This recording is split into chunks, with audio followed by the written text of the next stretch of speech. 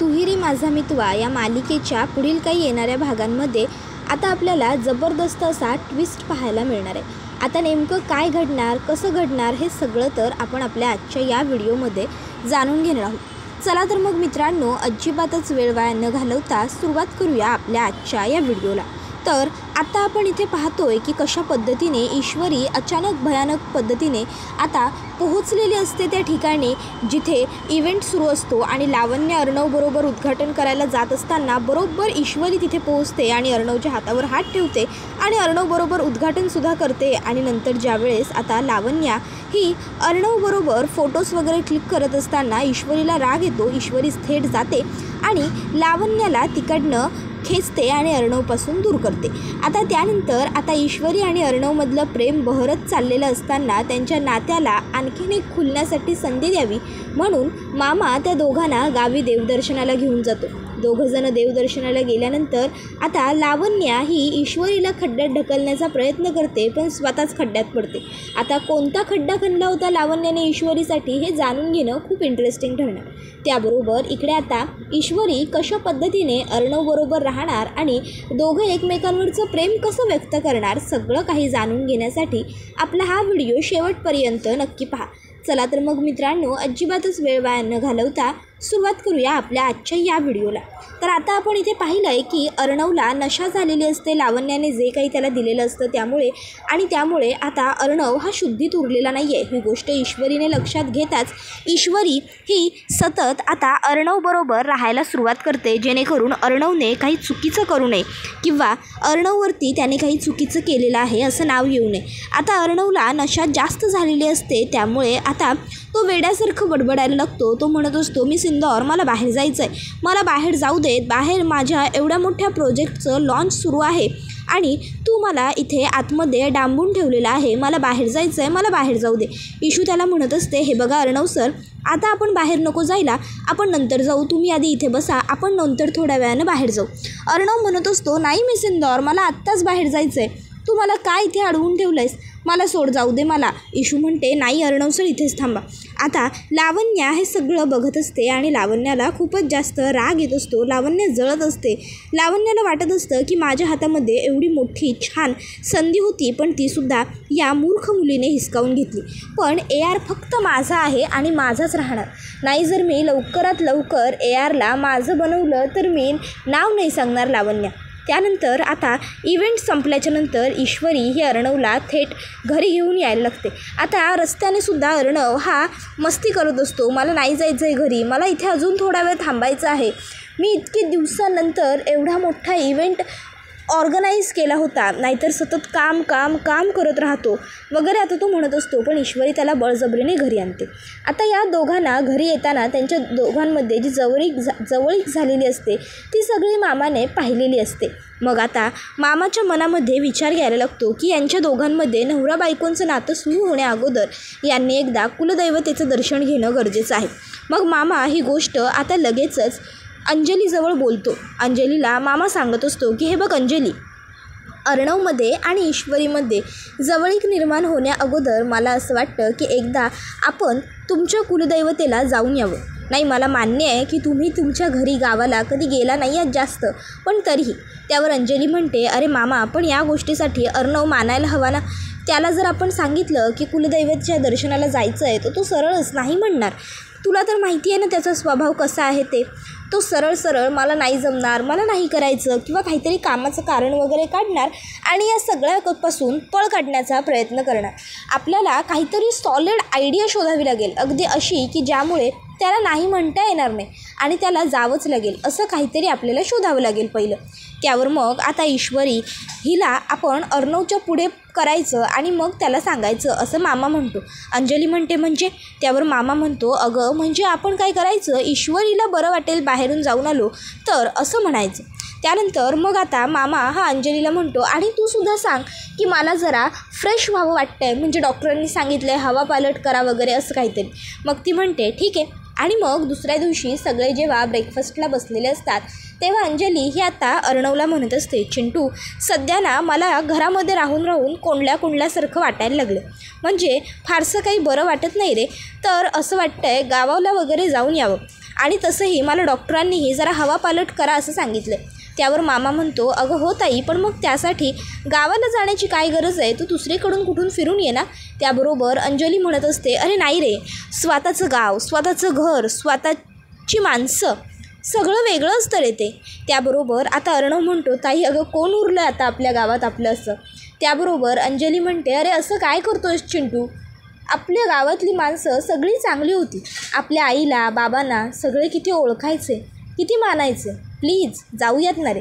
त्याबरोबर आता इथे लावण्या त्या ठिकाणी आलेली असते आणि येताना तिने न्यूजपेपर आणलेला असतो आणि ती म्हणत असते, ए आर very big good news for us. हे बघ, आपल्या कालच्या शोचं सगळ्यात मोठं हेडिंग आणि फ्रंट पेज प्रत्येक पेपरची हेडलाईन आहे. त्याबरोबर आता अर्णव ते बघतो आणि म्हणत असतो, वाव, इट्स टू गुड, हे आपल्यासाठी आणखीन जास्त इम्पॅक्टफुल ठरणार आहे. त्यावर लावण्या म्हणत असते, कालचा इव्हेंट मी ऑर्गनाईजच या पद्धतीने केला होता की प्रत्येक न्यूज चॅनलवरती आणि प्रत्येक न्यूजपेपरवरती हेडलाईन म्हणून आपणच असलो पाहिजे.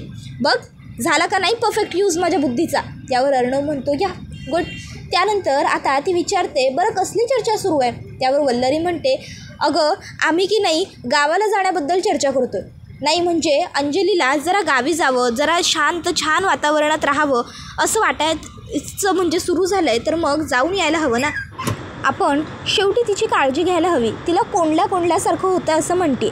त्याबरोबर मग अंजली लगेचच हसते. तर लावण्या म्हणते, ओ अच्छा, गुड टू गुड, तुम्ही सगळे खूप लकी आहात की तुम्हाला स्वतःचं गाव आहे, नाहीतर आजपर्यंत मी कधी गाव पाहिलेलंच नाही आहे. डॅडच्या आणि मॉमच्या डिवोर्सनंतर मॉम थेट US ला शिफ्ट झाली, मग पुन्हा कधी ती इकडे यायचीच नाही जास्त. म्हणजे असं नाही की आलीच नाही, येते, पण तिची फॅमिलीसुद्धा इथेच असते ना मुंबईमध्ये, आणि अर्धी दिल्लीमध्ये राहते. सो मग ती दिल्लीला जाते कधीतरी आणि कधी मुंबईला. त्यावर मग आता वल्लरी म्हणते, मग तू आमच्याबरोबर आमच्या गावी चल. त्यावर मामा म्हणतो, नाही नको.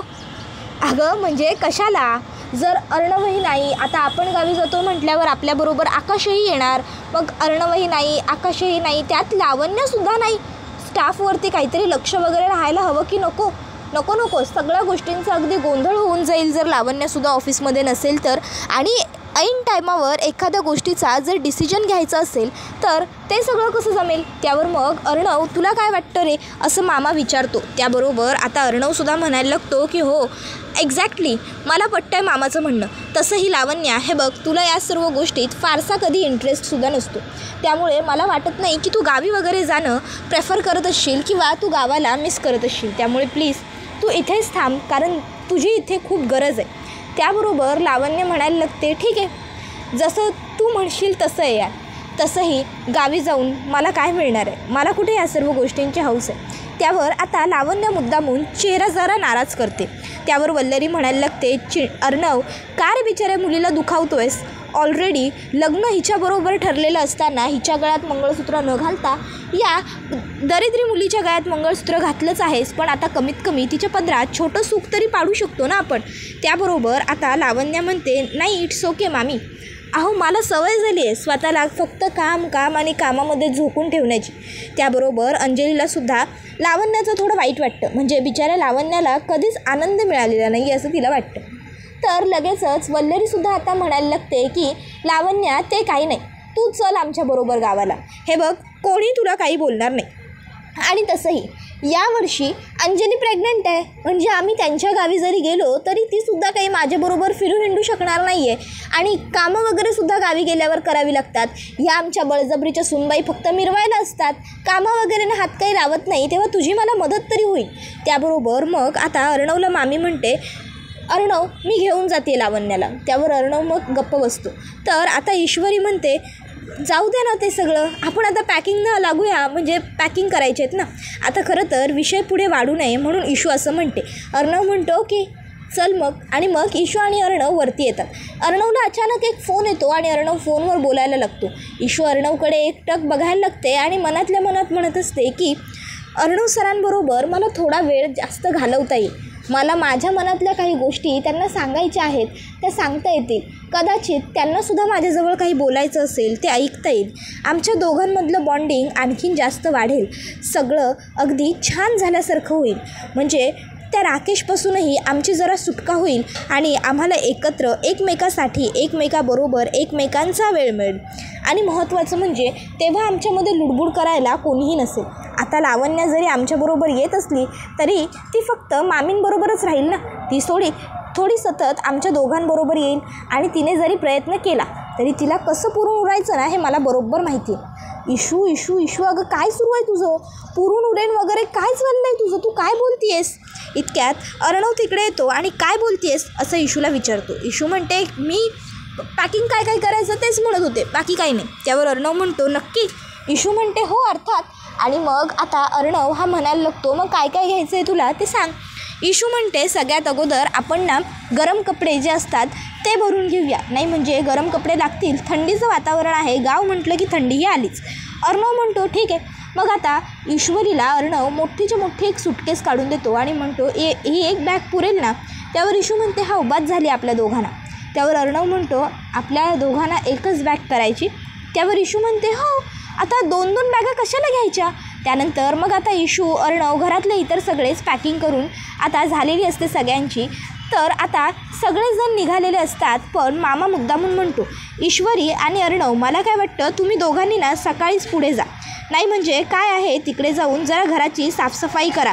तुमच्या घरात एवढी वर्ष आता कोणी गेलेलं नाही आहे. जिजूंनी आणि ताईने घर बांधलं आणि त्यानंतर पुन्हा फार कधी त्या घराकडे जाणं झालं नाही. तुम्ही दोघं लहान होतात पहिले, नंतर तू बिझनेसमध्ये रमलास, त्यामुळे सगळंच राहून गेलं.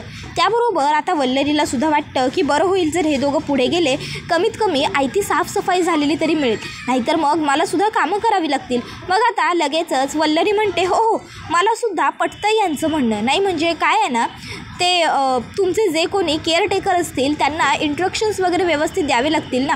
त्यावर लगेचच मामा म्हणत असतो हो ना, अंजली प्रेग्नंट आहे, तिला धूळधान सहन होणार नाही. तर आकाश म्हणतो आणि ब्रो तसाही मी आहे की यांचा हक्काचा ड्रायव्हर, तू वहिनीसाहेबांना घेऊन पुढे जा काय. त्याबरोबर काय वहिनीसाहेब चालेल ना असं आकाश मुद्दामून ईश्वरीला चिडवतो. त्यावर इशूला असते.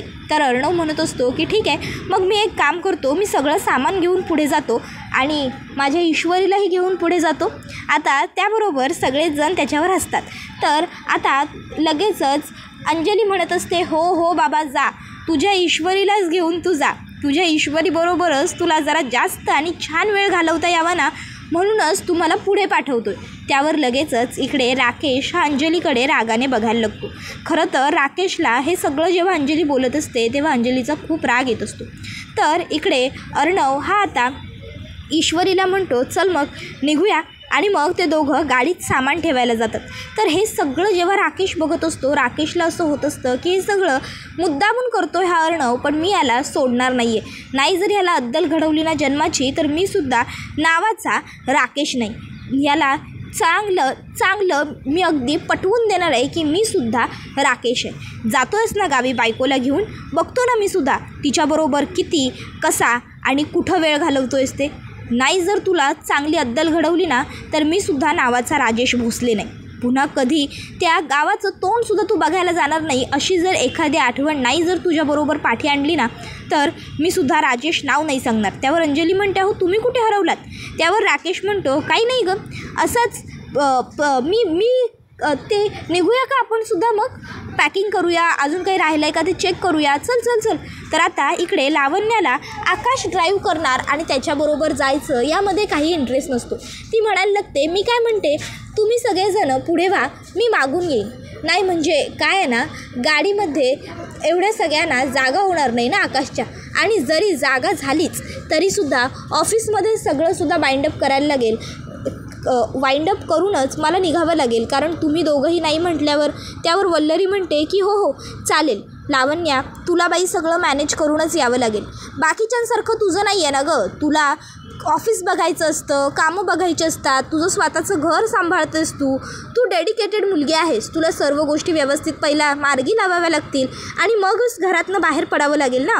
त्याबरोबर आता ईश्वरी ही लगेचच म्हणायला लागते अर्णव सर निघूया का आपण? मग आता अर्णव म्हणतो हो निघूया ना.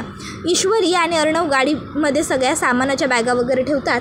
ईशू अर्णवला म्हणत असते की चला जाऊया. मग अर्णव स्वतःच्या हाताने ईश्वरीसाठी आता स्वतःहून जाऊन गाडीचा दरवाजा उघडतो. आता अर्णव जेव्हा इशूसाठी गाडीचा दरवाजा उघडतो आणि इशूला आत बसायला लावतो, इशू खूप खुश असते मनातनं. अर्णवसुद्धा खूप खुश असतो. तर लावण्याला मात्र हे सगळं बघून जेलेसी होत असते. आता ईश्वरी आतमध्ये जाऊन बसते. इतक्यात तिला आठवतं ते म्हणजे मामाच्या आणि मामीच्या पाया पडायचं राहूनच गेलं की. मग इशू खाली उतरते आणि पुन्हा मामाच्या आणि मामीच्या पाया पडायला जाते. तर अर्णवसुद्धा आता तिच्याबरोबर मामा मामीचे आशीर्वाद घेतो, कारण लग्नानंतर नवरा बायकोने जोडीने नमस्कार करायचा असतो. ही गोष्ट अर्णवला मामाने सांगितलेली असते. मग ते दोघंजणं एकत्र छान मामा मामीला नमस्कार करतात आणि पुन्हा जायला लागतात. आता जेव्हा ते जोडीने नमस्कार करत असतात तेव्हासुद्धा राकेश अगदी नीच नजरेने त्या दोघांकडे बघत असतो. मनातल्या मनात तो म्हणत असतो की खूप खुश आहेस ना तू जाताना? बघतो ना येताना सुद्धा तू इतक्याच आनंदाने परत येतोयस का? लावण्याला नेण्यापाठी आमचं काहीतरी खास कारण आहे. नाही जर ह्या लावण्याने सतत तुम्हाला कुरघोडी करून एकमेकांपासून लांब ठेवलं ना, तर मी सुद्धा नावाचा राजेश नाही. तुला वाटत असेल की मी तिथे काही करू शकणार नाही, माझे हात बांधले जातील. तर अरे बावळटा, माझे हात जरी बांधले गेले तरीसुद्धा लावण्य नावाचं जे प्यादा आहे ते मी सतत तुम्हा दोघांच्या मागावर ठेवेन. काहीही झालं तरी लावण्या तुम्हा दोघांना एक कधीच होऊ देणार नाही, आणि हाच तर माझा खूप मोठा फायदा आहे, असं आता राकेश म्हणत असतो. त्यानंतर मग आता लगेचच इकडे ईश्वरी आणि अर्णव हे दोघंजणं पुन्हा गाडीमध्ये बसायला चाललेले असताना साडीत पाय गुंतवून इशू खाली पडणार असते. त्यावेळी अर्णव तिला सावरतो आणि म्हणायला लागतो, सांभाळून, जिथे जिथे धडपडशील तिथे मीच आधार द्यायला असेल, म्हणून माझा हात कायम घट्ट धरून ठेव, म्हणजे ना कुठे पडणार ना कुठे हरवणार. त्यावर इशू म्हणते, मला आयुष्यभर धरायला आवडेल, तुम्हाला चालेल मी असाच हात धरून ठेवलेला? अर्णव म्हणतो, तीच तर माझी इच्छा आहे. त्यावर मामा म्हणतो, आता पुढच्या गप्पा प्रवासात मारा, चला निघा. आणि मग जोरजोरात सगळे हसतात. मग इशू आणि अर्णव हे दोघंजणं निघतात आणि गावाला आलेले असतात. आता प्रवासात दोघांनी एकमेकाबरोबर खूप छान वेळ घालवलेला असतो, मस्त गप्पा मारलेले असतात. आणि मग गावच्या घरी आल्यावर अर्णव घराचा दरवाजा उघडतो. घर खूप घाण झालेलं असतं. इशू म्हणते, झाडू कुठं आहे? आणि मग पहिली ती साफसफाईला सुरुवात करते. आता इशूचा तोल जाऊन ती पडत असते, पण अर्णव वेळेवर तिला सावरतो. तोपर्यंत त्या ठिकाणी घरातले बाकीचे सगळेसुद्धा पोहोचलेले असतात. इशूने आणि अर्णवने सगळी झाडझटक तर केलेली असते, फक्त शेणाने सारवायचं तेवढं बाकी असतं. आता इशू सारवणारसुद्धा असते. लावण्या प्लॅन करते इशूला आपण शेणात धक्का देऊन पाडायचं, पण बरोबर ईश्वरीला ही गोष्ट समजते आणि ईश्वरी बाजूला होते आणि लावण्यात जाऊन ते शेणामध्ये पडते. त्यानंतर आता दुसऱ्या 1-2 दिवसांनी इशू आणि अर्णव कुलदैवतेचं दर्शन घ्यायला शेतात येतात. दर्शन वगैरे घेऊन झाल्यावर सगळेजण तिथे जेवायला बसूया, शेतात जेवण्याची मजा काही औरच असते असं म्हणतात. मग काय आता लगेचच ईश्वरी, अर्णव, आकाश, मामा, मामी सगळेच जण शेतात जेवायला बसतात. अंजली तर आवडीने खात असते. तर हे सगळं बघून लावण्याला मात्र घाण वाटत असते. ती म्हणते, मला नाही जेवायचं इथे. तर इशू ही अर्णवला प्रेमाने घास भरवत असते. अर्णवसुद्धा इशूला प्रेमाने घास भरवत असतो. इशू अर्णवला म्हणत असते, सर जर तुम्ही शेतकरी असतात ना, तर मी रोज तुमच्यासाठी असं जेवण आणलं असतं आणि तुम्हाला काही मारली असती. कारभारी, ओ कारभारी. त्याबरोबर सगळे हसायला लागतात. तर हे सगळं बघून लावण्याला मात्र खूपच जास्त जेलेसी होत चाललेली असते. लावण्य म्हणत असते, व्हॉट रबिश, कारभारी म्हणे कारभारी. एवढ्या मोठ्या सात्विक फॅशनसारख्या कंपनीच्या CEOला ही कारभारी म्हणणार? कसा वाटतो तो शब्द ऐकायला, कारभारी. त्याबरोबर अर्णव म्हणतो, मिस इंदौर परत एकदा बोल ना. त्यावर ईश्वरी म्हणते, कारभारी, ओ कारभारी. त्याबरोबर आता लगेचच अंजली म्हणते, ईश्वरी मला हे आवडलं बाकी कारभारी. हो ना, छान वाटतंय ना ऐकायला. त्यावर राजेशसुद्धा होकारार्थी मान हलवतो. त्यानंतर आता ईश्वरी म्हणते, अर्णव सर तुम्हाला कसं वाटलं? अर्णव म्हणतो, खूप क्यूट वाटलं, आणि तुझ्या तोंडून ऐकायला तर आणखीन भारी. त्याबरोबर ईश्वरी लाजते आणि हा व्हिडिओ इथेच संपतो. व्हिडिओ आवडला असेल तर व्हिडिओला लाईक करा, चॅनलला सबस्क्राईब करा आणि बेल आयकॉन प्रेस करा, जेणेकरून तुम्हाला पुढच्या प्रत्येक व्हिडिओचं नोटिफिकेशन मिळत जाईल आणि सर्व व्हिडिओंचा आनंद उत्तम पद्धतीने घेता येईल. चला तर मग मित्रांनो, आजच्या पुरतं इथेच थांबूया. पुढचा व्हिडिओ येईपर्यंत टाटा, बाय बाय, धन्यवाद. Take care all of you.